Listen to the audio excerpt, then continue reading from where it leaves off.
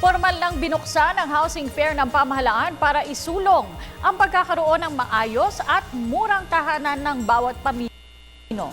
Si Noel Perfecto sa detalye.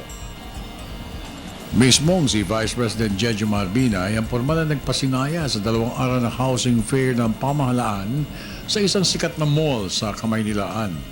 Sa pangunguna ng Housing Urban Development Coordinating Council o HUDC, kasama rin ang mga key shelter agencies, mga government financial institutions at mga pribadong sektor ng housing developers.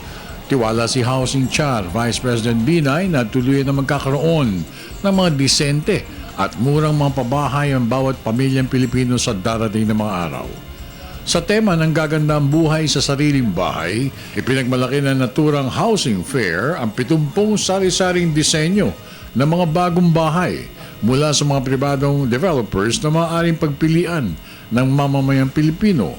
Ayon naman sa hepe ng National Housing Authority, Chito Cruz, layunin pamahalaan Aquino na mabigyan ng mga bagong bahay ang bawat pamilyang Pilipino sa mura at affordable price, kung kaya't kaisa rin ng mga government financial institutions gaya ng SSS, DBP at Bangko Sentral ng Pilipinas sa pagtiyak na maibibigay ang mga libo-libo mga acquired at repossessed mga properties sa mga mangailangan ng ito.